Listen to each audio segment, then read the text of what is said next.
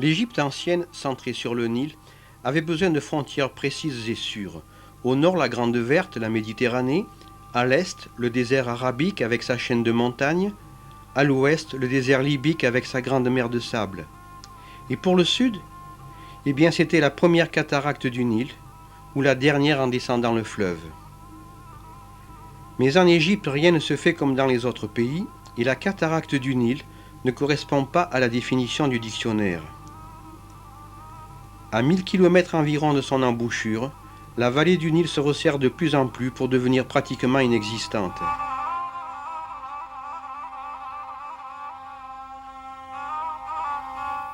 Puis l'horizon se bouche et l'on se demande alors d'où peut bien sortir le Nil dans ce cirque de montagnes. Sur cette première carte touristique de l'Égypte, qui date de 1848, Hector Moreau avait imaginé la cataracte comme le franchissement d'une chaîne de montagnes. En fait, il s'agit seulement du franchissement d'un seuil granitique, découpé en dizaines d'îlots rocheux, de dimensions et de formes très variables, véritables récifs dangereux qui rendaient la navigation très difficile, pour ne pas dire impossible, surtout en période de crue, car le niveau des eaux qui dissimulaient alors les rochers ne permettait plus de distinguer les passes. La dernière cataracte du Nil n'offrait donc pas le spectacle de chutes impressionnantes comme celle du Zambèze ou de l'Iguassou, pour reprendre les exemples du dictionnaire. En fait, l'accélération du courant entre les rochers, qui résultait de la déclivité du lit du fleuve, assimilait plus cette cataracte aux rapides des grandes rivières nord-américaines qu'aux cascades des fleuves africains.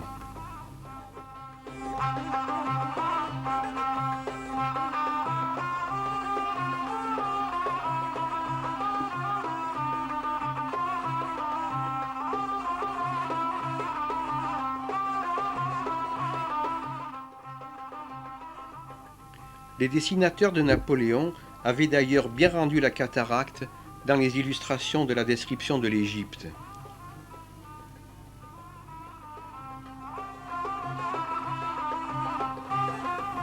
Les anciens Égyptiens, impressionnés peut-être par les tourbillons du fleuve, pensaient que la crue annuelle du Nil trouvait son origine dans une grotte située dans un des rochers de la cataracte, grotte gardée par un serpent et qui était la demeure du dieu Hapi, le dieu de l'inondation. C'est d'ailleurs ce même dieu qui unissait la Haute-Égypte à la Basse-Égypte grâce à son intervention annuelle qui permettait ainsi au double pays d'exister. Et c'est encore lui qui offrait aux dieux les produits du sol de l'Égypte, car c'était à lui qu'on les devait.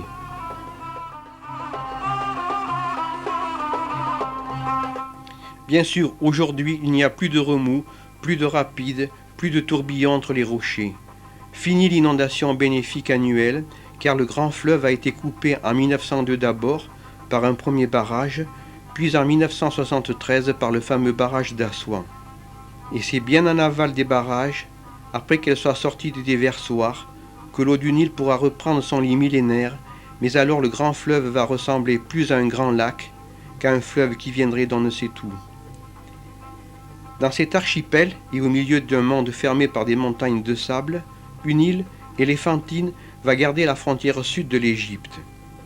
Car au-delà, en amont de la cataracte, s'étend la Nubie, possession égyptienne certes, mais seulement possession car la Nubie n'est pas l'Égypte.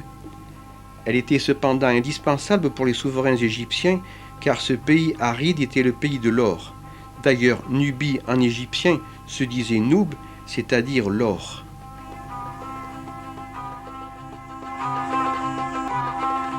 Ce métal était extrait en telle quantité que même les pays du Moyen-Orient venaient chercher de l'or en Égypte.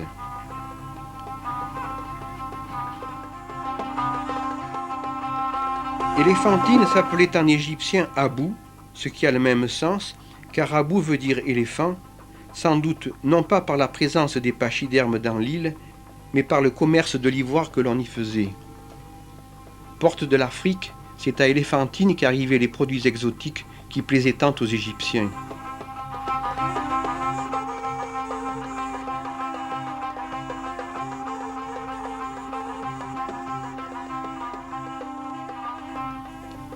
Ces produits arrivaient au rythme des caravanes qui n'hésitaient pas à affronter le désert, caravanes d'ânes et non de chameaux, car si leurs cadavres jalonnent aujourd'hui les pistes millénaires, ceux-ci ne furent introduits en Égypte qu'à la fin de l'époque pharaonique.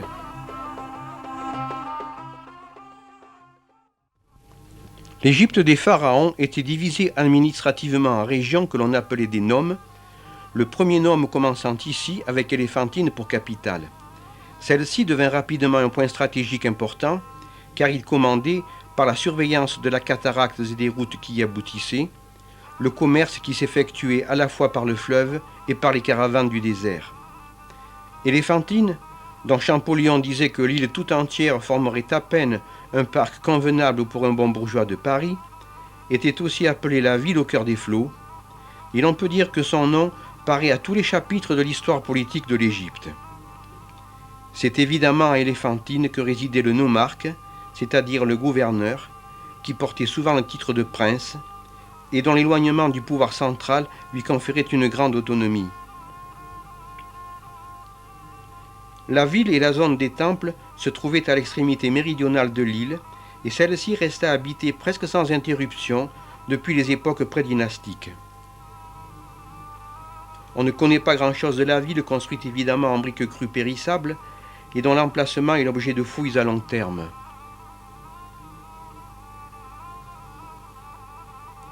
Il reste bien peu de choses aujourd'hui de la grandeur d'Abou. Du grand temple, commencé par Nectanebo et consacré à Arnoum, ne subsiste qu'un dallage avec quelques restes de colonnes. Les cartouches sont au nom du fils d'Alexandre le Grand, qui pourtant ne vint jamais en Égypte.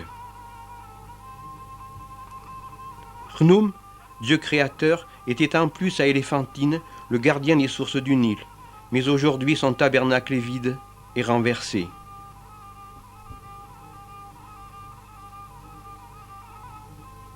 Le dégagement du temple a d'ailleurs permis de constater que selon la coutume, on avait réemployé des blocs sculptés datant d'un temple érigé par Thoutmôsis III sur le même emplacement.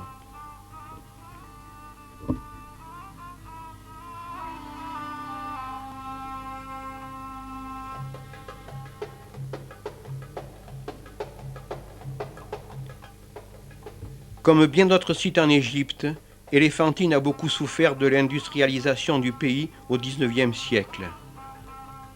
Ce beau temple périptère, construit par Aménophis II, était en parfait état lors de l'expédition de Bonaparte, dont les savants firent de précieux relevés.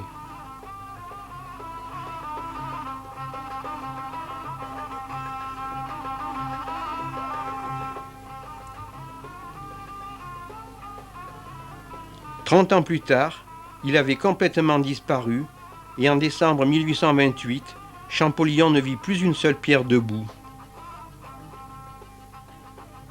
Même sort tragique pour cet autre petit temple.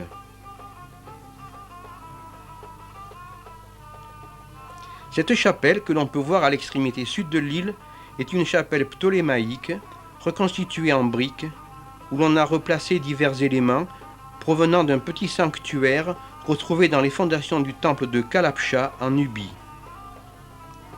Cette chapelle ne faisait donc pas partie du paysage d'Éléphantine au temps d'Abou.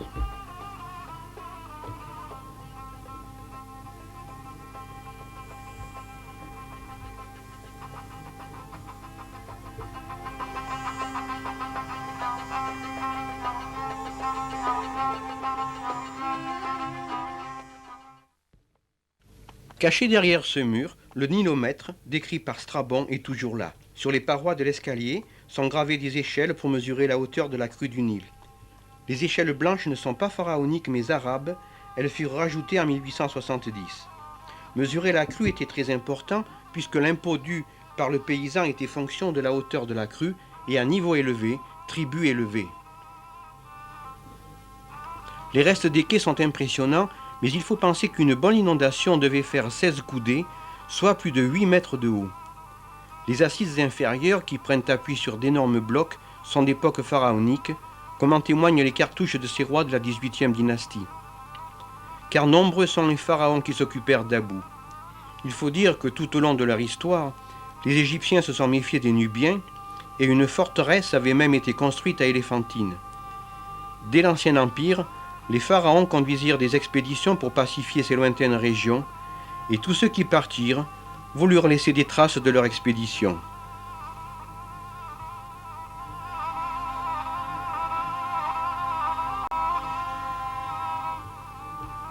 À quelques kilomètres au sud de l'île d'Éléphantine, entourée d'îlots granitiques, se trouve l'île de Céel, où deux petits temples aujourd'hui disparus avaient été érigés, l'un par Aménophis II et l'autre par Ptolémée IV.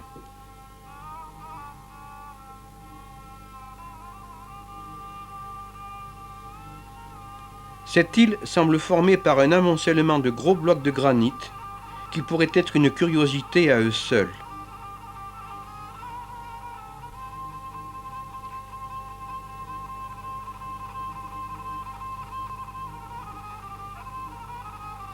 Mais ces rochers sont en plus couverts d'inscriptions dont le nombre dépasse 200, les plus anciennes remontant à la 6e dynastie, soit 2300 ans avant notre ère.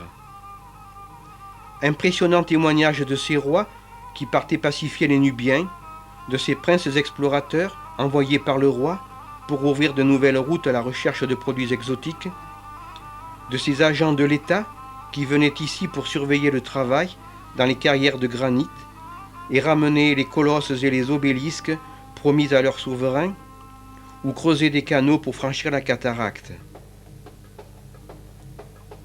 Marque de dévotion aussi, où l'on s'adressait aux divinités locales pour demander protection ou pour les remercier.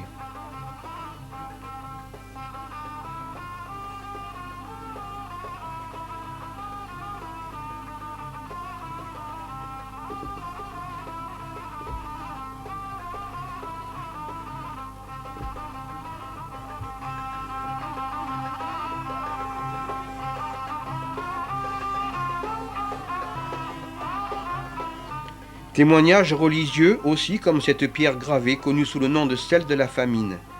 Datée d'époque ptolémaïque, elle relate une famine qui avait sévi sous le roi Djoser, soit 2400 ans plus tôt. Cette famine, qui avait duré 7 ans, était due à l'insuffisance de la crue. Devant ce drame, le roi avait alors réuni son conseil et Imhotep, son vizir, était allé fouiller dans les archives. Il avait constaté que le Nil passait par une caverne qui appartenait au dieu Khnum, qui avait été oublié et qui bloquait ainsi la crue, faute d'offrande, en guise de représailles. Ces dernières rétablies, la crue revint et la famine disparut.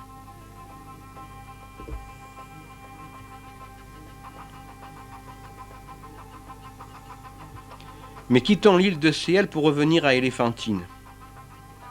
Les palais du prince, les habitations des scribes et des officiers, faisaient d'Éléphantine une ville aristocratique, célèbre pour la beauté de ses jardins, et il semblerait bien que de nos jours, il en soit resté quelque chose.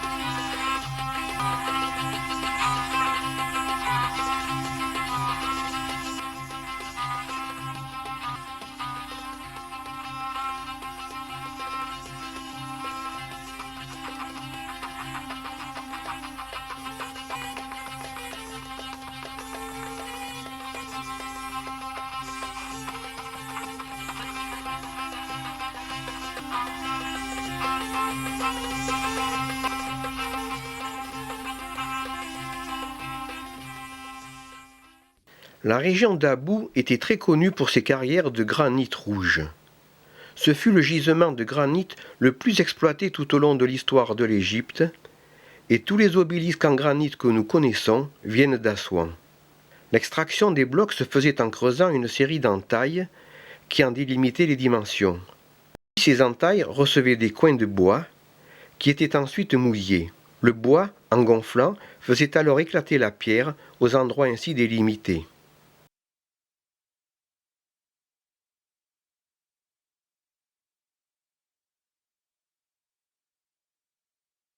Un obélisque inachevé est resté dans la carrière.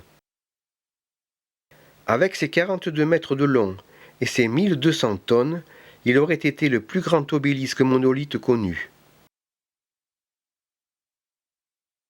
Il fut abandonné sans doute à cause de cette fêlure qui a dû se produire en cours d'extraction et qui, du coup, rendait l'obélisque inutilisable. À titre de comparaison, voici celui de Luxor, qui est le frère jumeau de celui de la place de la Concorde, et voici ce qu'aurait donné l'obélisque inachevé si l'opération avait été menée à son terme. Les carrières, car il y a de nombreuses carrières aux environs, sont presque toutes situées sur le flanc oriental de la vallée.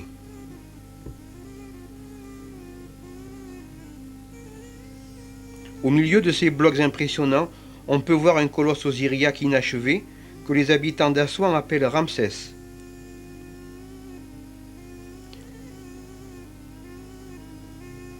Plus loin, c'est l'ébauche d'une statue qui sort de terre.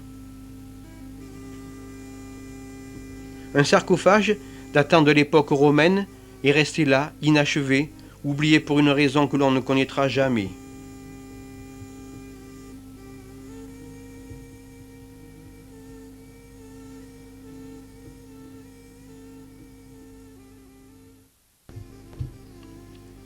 C'est au nord d'Éléphantine, dans le flanc de la colline qui surplombe la rive gauche du Nil, que seront creusées les tombes des princes d'Éléphantine.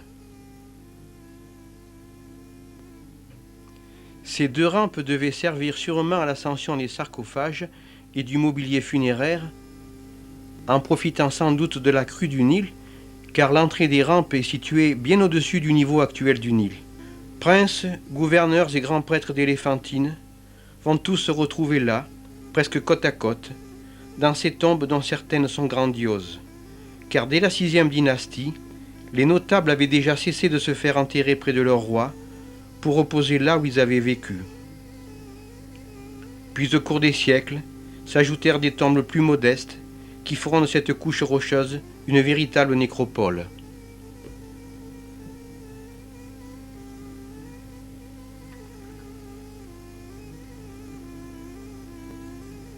La tombe de Mérou communique avec celle de son fils Sabni. Mérou, prince héréditaire d'Éléphantine sous la 6e dynastie, était allé jusqu'à la 2e cataracte, mais était mort au cours du voyage. Son fils Sabni organisa une expédition pour emmener le corps de son père et lui faire des obsèques solennelles. Au fond de la tombe, la fausse porte, surmontée de la table d'offrande, les classiques de l'Ancien Empire.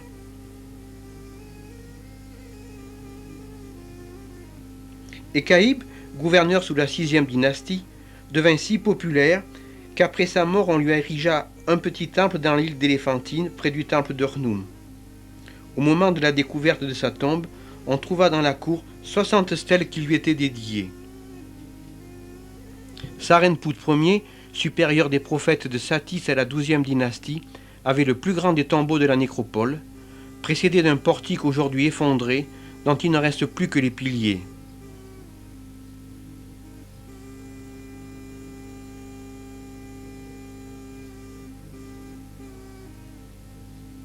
Les décorations de la chambre, exécutées sur enduit, sont malheureusement assez endommagées.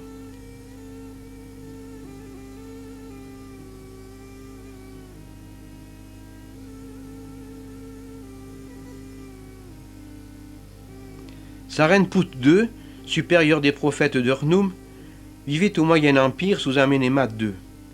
Un long couloir débouche dans une chambre avec 4 piliers carrés. Dans 3 niches, des tableaux où Sarenput reçoit les offrandes des siens, leurs paroles étant fixées dans de magnifiques hiéroglyphes qui ont pourtant 4000 ans. Dans la niche du fond, Sarenput reçoit les offrandes que son fils a posées sur un guéridon. Au-dessus, des hiéroglyphes admirablement dessinés. En fait, ce texte se décompose en 3 parties, chaque partie ayant un sens de lecture différent. De droite à gauche pour le premier, de gauche à droite pour le deuxième, de haut en bas et de droite à gauche pour le troisième. Décomposons la première phrase. Bienheureux, auprès d'eux, Rnoum, le dieu bélier, avec son pot d'eau, car c'est aussi le dieu potier qui façonne les êtres. Maître, cataracte, Ces deux signes ne se prononcent pas, ce sont des déterminatifs qui confirment le sens du mot précédent. Ainsi le mot cataracte est relatif à de l'eau, les trois lignes brisées, dans une contrée désertique, montagneuse ou étrangère, représentée par le signe des trois montagnes. Qui dirige? Abou, éléphant, c'est-à-dire éléphantine. Le poussin ne se prononce pas, il précise seulement le son OU de Abou. Ces signes ne se prononcent pas non plus, ce sont des déterminatifs qui précisent qu'Éléphantine est une ville, la croix dans le cercle, située dans un endroit désertique et montagneux. Le prince ou le gouverneur. Dans ce cartouche, le nom de couronnement du roi Amenemhat II, Nupkaouré, puissant, fort, d'où le nom Nupkaouré puissant, qui est le nom de cour de Sirenput II. Donc, pour reprendre, le fils désigne son père en disant « Le bienheureux auprès de Rnoum, maître de la cataracte, qui dirige Éléphantine, le gouverneur Nupkaouré est puissant. » La deuxième phrase est la symétrique de la première. Bienheureux, auprès d'eux, sa tête. Ce signe est le déterminatif de la déesse Satet. Maîtresse, le demi-cercle au-dessous de la corbeille est la marque du féminin. Abou, donc éléphantine, mais écrit cette fois en phonétique, A, B, OU, avec ses déterminatifs. Nekbet est le déterminatif de la déesse vautour, protectrice de Haute-Égypte. Nupkaouré puissant, nom de cour de Sirenput comme nous l'avons vu. Donc, pour reprendre, le bienheureux auprès de sa tête, maîtresse d'Éléphantine et de Nekbet, le gouverneur Nupkaouré est puissant.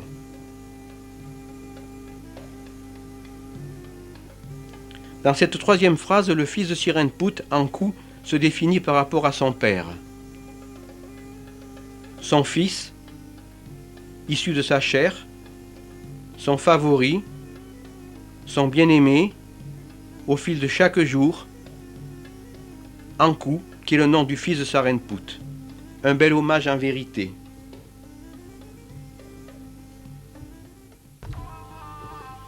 Ville stratégique, Éléphantine hébergea tout au long de son histoire une garnison importante.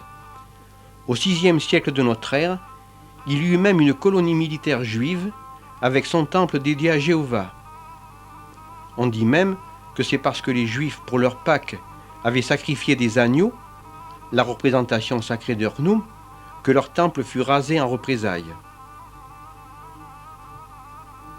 Éléphantine florissait grâce à ses carrières proches du Nil, donc plus pratiques et plus économiques, et surtout grâce à son commerce, ce qui n'empêchait pas parfois les erreurs de livraison, comme en témoigne cette lettre, adressée au gouverneur d'Éléphantine par le temple de Ré, car les jarres de miel qu'il avait commandées ne contenaient en fait que des onguents, d'où la réclamation avec demande pressante d'explication.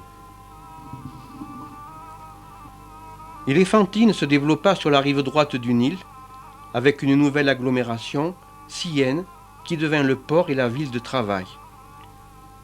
Aujourd'hui, il ne reste plus rien de la Syène des Romains, abandonnée au Xe siècle, après une peste très meurtrière.